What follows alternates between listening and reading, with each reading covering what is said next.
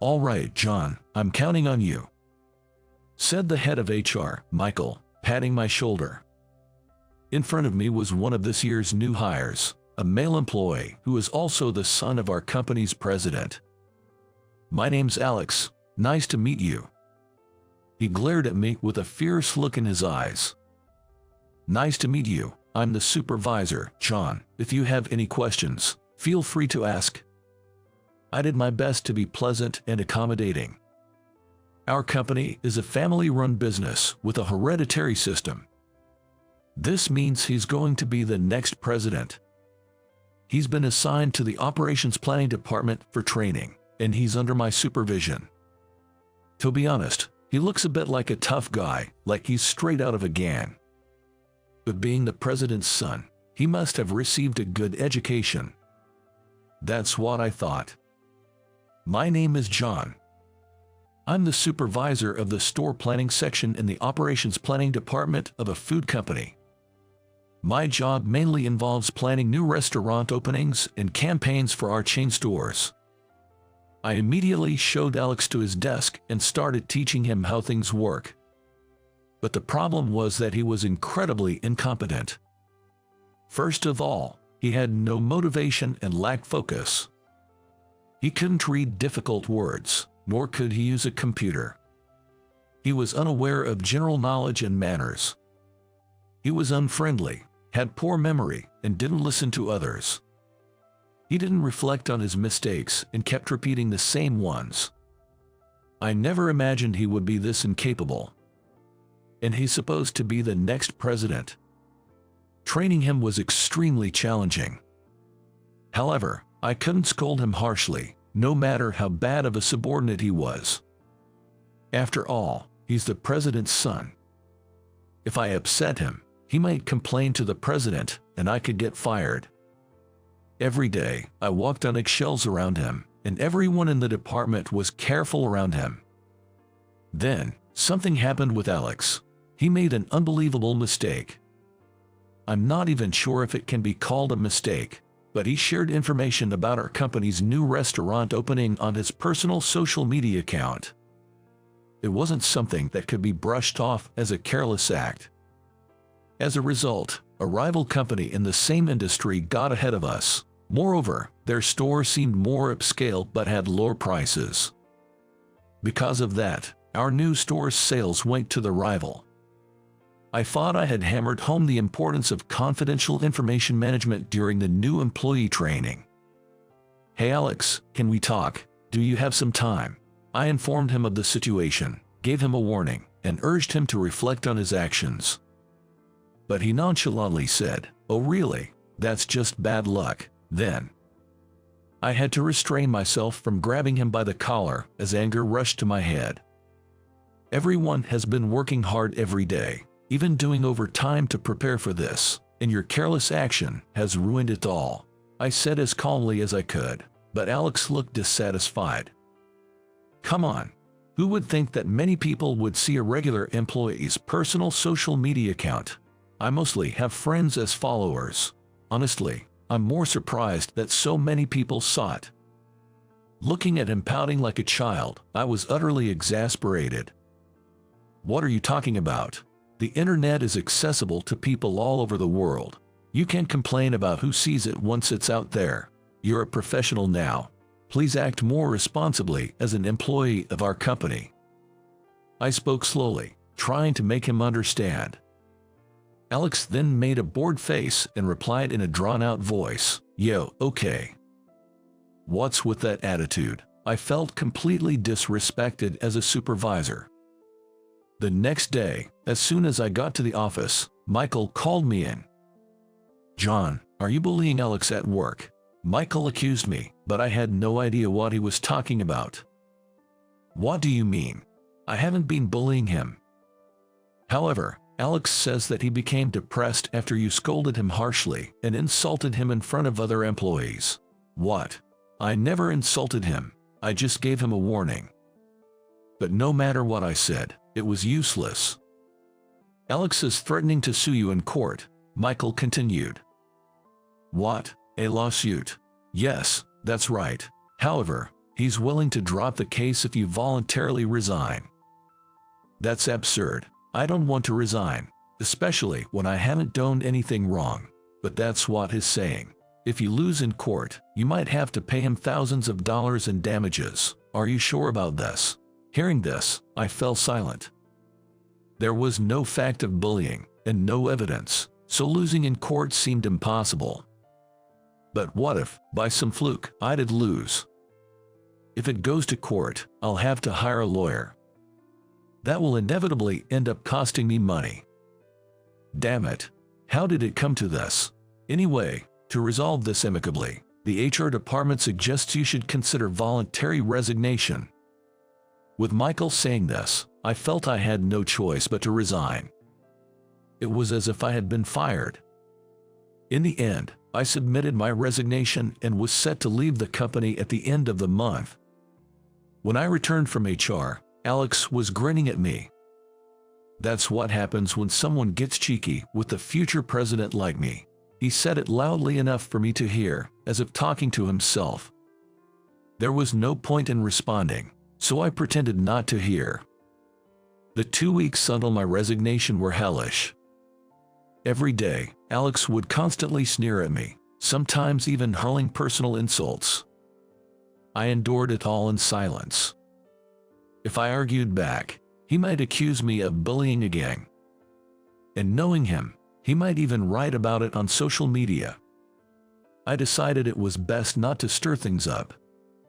As the days passed and my final day approached, "John, can I talk to you for a moment?" Catherine, my boss, approached me. Catherine is a famously beautiful woman in the company, a department head. I think she's about 32 years old, 2 years older than me. "Jess, what is it? How about we go for a drink tonight, just the two of us? I can throw you a farewell party, but consider this a substitute. I'll pay for it," she offered. I had no plans, so I happily agreed. Though it was the first time I was going out for drinks alone with a superior from the same department, I was secretly thrilled. Catherine was quite my type.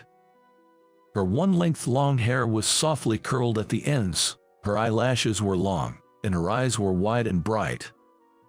She looked childlike when she laughed. I liked that about her. But I knew she had a boyfriend, so I always tried to restrain my feelings. Still, I wondered if it was okay for her to go out drinking alone with a man, even if she had a boyfriend. Wouldn't he be mad? Well, as long as nobody finds out. No, there's nothing going on. It's just a farewell party. With these thoughts swirling in my head, I finished up my work and left the office on time. When I arrived at the bar we had agreed to meet at, Catherine was already there. "John, you're early. Over here." She waved her hand to call me over. I walked to the back of the bar and sat down across from her at her table. "Catherine, sorry to keep you waiting. Tough day, huh?" "Indeed. What would you like to drink?" "I'll start with a beer, please." I ordered a beer, and we toasted together. A drink after work is just delightful. But really, Alex has been quite a handful. Catherine leaned in close to my ear, as if sharing a secret. She probably did so out of caution that someone from our company might be listening, but the closeness made my heart race. "Jess, I agree. John, you've had a rough time with him." As my direct supervisor, she knew the reason for my resignation. And since I was removed from being Alex's mentor, Catherine had been looking after him. She always talked to me about how much trouble Alex had been causing her. "That kid is shockingly incompetent at work, and he's so defiant too." I found myself nodding and agreeing with her a lot during our conversation. As we talked, the drinks flowed, and I could tell that Catherine was getting tipsy, her face turning red. "Really, that kid is such a problem. It's all because his dad spoiled him too much." I suddenly felt a sense of unease when she spoke about him as if he were her own family. "Wait, Catherine, did you just say that kid as in?" "Oh, I guess I never told you. Alex is actually my younger brother." "What?" I was shocked and asked again. But your last names are different, aren't they? Yes, our parents divorced. I was taken by our mom, and Alex stayed with our dad. Dad's last name is Smith, and Mom's is Abbott. I couldn't hide my surprise at this unexpected revelation. I couldn't believe Catherine was the president's daughter. And that seemingly hopeless guy who resembled a delinquent was actually Catherine's brother. Catherine, perhaps fueled by the alcohol, continued talking more freely. She said their parents divorced when she was in high school and he was in first grade. Alex had always been a spoiled and study-hating child, defiant even towards their parents. Dad is out of his mind to think of making such a kid the next president just because he's his son, Catherine said, letting out a deep sigh. I tried to discipline him strictly, not spoiling him just because we're siblings, but he's still defiant towards me. Then, Catherine sighed deeply and added, but you know, I can kind of understand how Alex feels. Their father, Mr. Smith, had always been solely focused on his work, neglecting his family. The children were both more attached to their mother. Then suddenly, he was separated from her. Young Alex must have felt very lonely. Mr. Smith never remarried and left household matters to a housekeeper. He was always too busy with work to attend Alex's school events like sports day or parent-teacher meetings. That's why he grew up so twisted. I can blame him entirely. Hearing her story, I felt a bit of sympathy for Alex. Of course, there are many people who grow up without a parent and still turn out fine. But Alex was different. Perhaps Alex's attitude at work is his way of getting back at Dad for not paying attention to him when he was young. Dad understands that, so he can scold Alex harshly. But it's not fair for you, John, to suffer because of it. That's just not right. So, John. Suddenly, she grabbed my hands with both of hers. Why don't we join forces and teach them both a lesson? What? And so, our strategy meeting continued until late into the night. The next day, on my supposed last day at work, Catherine and I stormed into the president's office. In her hand was a voice recorder. Recorded on it were Alex's verbal abuses towards me and Catherine. Catherine had been secretly recording since she became his mentor, planning to discuss his behavior with Mr. Smith someday. Hearing the recordings, Mr. Smith was shocked and fell silent for a while.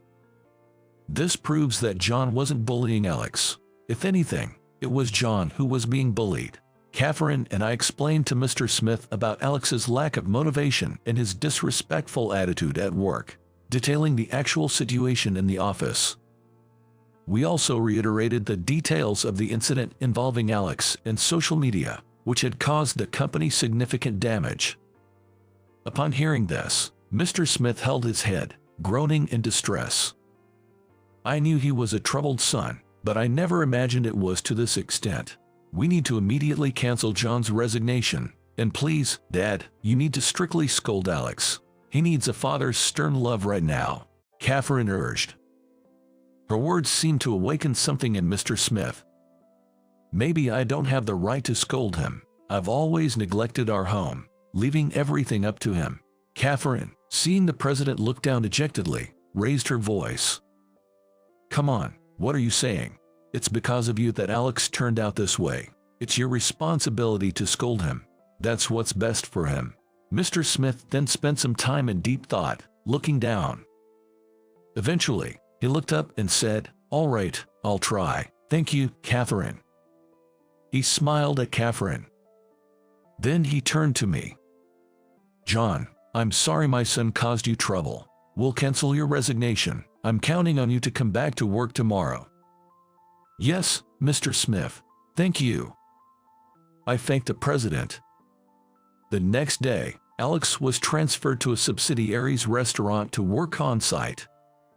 It was arranged to keep his identity as the president's son a secret there and to ensure he starts from the ground up, working hard.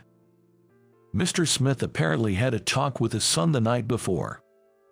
He scolded him about his behavior towards me and his poor work attitude. I hope this leads Alex to reflect and change his ways. Anyway, it all turned out well. Thanks to your help, John. I really appreciate it. I hardly did anything. That's not true. Facing the president, even if he's my father, was nerve-wracking. This whole thing worked out because you were there with me, Catherine said, smiling brightly. After that, Catherine and I began talking more and often went out for drinks after work. And surprisingly, Catherine and I started dating. It turns out she had broken up with her boyfriend a while ago. I've actually been thinking you were quite nice for some time now. In the dim light of a stylish bar, being told that by the most beautiful woman in the office, I couldn't help but fall for her. She was already my type, and I had been holding back my feelings. But if our relationship goes well and leads to marriage, I'll end up becoming Alex's brother-in-law. I hope he becomes a decent person by then. With these thoughts, I might be getting ahead of myself, but I couldn't help poking fun at myself as I continued to work hard every day.